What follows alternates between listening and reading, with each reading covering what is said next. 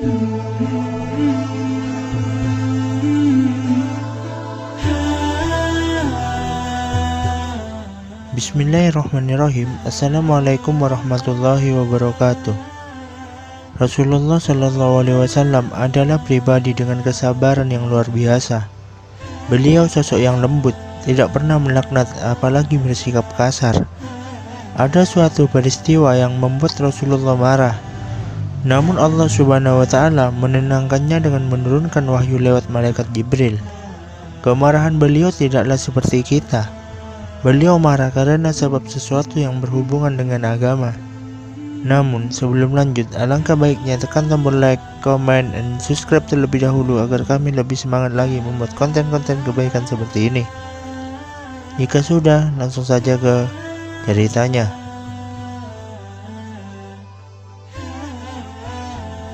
Dikisahkan dalam Sirah Nabawiyah ketika Rasulullah SAW hijrah ke Madinah. Semua orang menyambut hangat beliau, termasuk kaum Ansor dan kaum Yahudi yang bermukim di Madinah. Kedatangan beliau sangat menguntungkan perdagangan kaum Yahudi.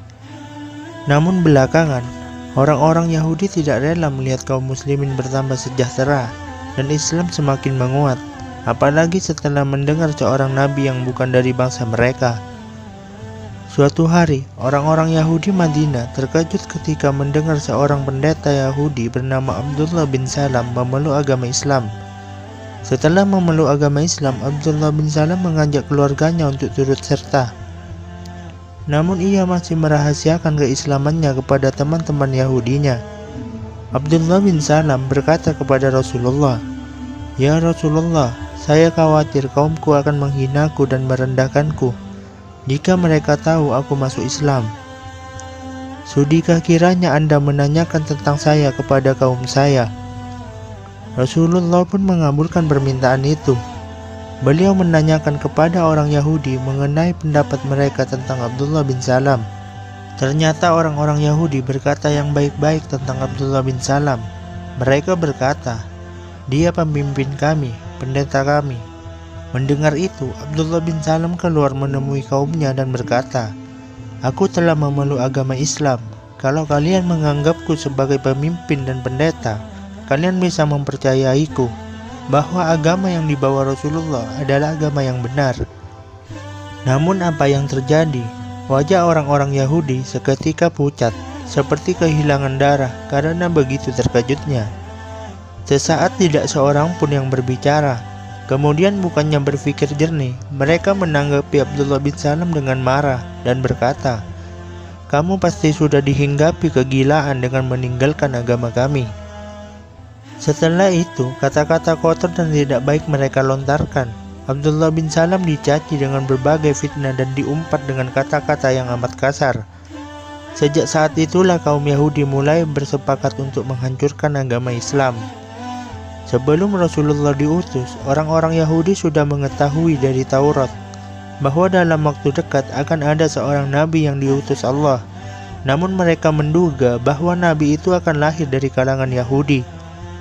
Beberapa pemimpin Yahudi mendatangi Rasulullah dan bertanya dengan congkak, "Hai Muhammad, Allah yang menciptakan segenap makhluk.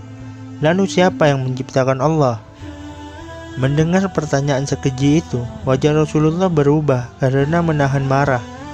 Seketika turunlah malaikat Jibril menenangkan Rasulullah, seraya menyampaikan firman Allah yang diturunkan di Mekah untuk menjawab, "Katakanlah, dialah Allah yang Maha Esa. Allah adalah Tuhan yang bergantung kepadanya segala sesuatu. Dia tidak beranak dan tidak pula diperanakkan, dan tidak ada seorang pun yang setara dengan Dia." Sesudah Rasulullah membaca ayat tersebut, para ketua Yahudi berkata, "Muhammad, coba engkau sifatkan kepada kami bagaimana Allah itu. Berapa hasta tingginya? Bagaimana lengannya?" Sudah tentu Rasulullah menjadi sangat marah, lebih marah dari yang sebelumnya. Malaikat Jibril kembali turun memadamkan rasa marah Rasulullah sambil menyampaikan firman Allah. Mereka tidak mengagungkan Allah dengan pengagungan yang semestinya, padahal bumi seluruhnya dalam genggamannya. Pada hari kiamat dan langit digulung dengan tangan kanannya. Maha suci Tuhan, dan maha tinggi Dia dari apa yang mereka persekutukan. Sahabat yang beriman yang dirahmati Allah, demikian kisah Rasulullah yang marah ketika pemuka-pemuka Yahudi kafir mempermainkan Allah dengan pertanyaan yang tak pantas.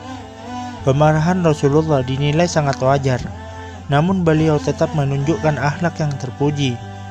Beliau tidak lantas membalasnya dengan cacian dan hinaan.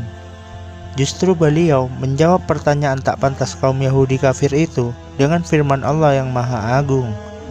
Semoga kita semua menjadi orang yang bisa menahan amarah seperti Rasulullah, meskipun orang lain yang menghina kita.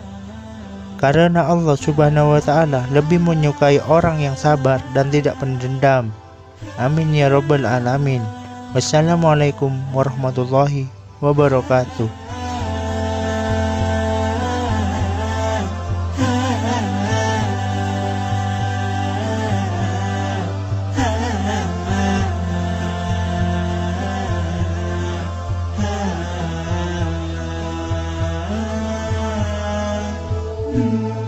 Mm-hmm.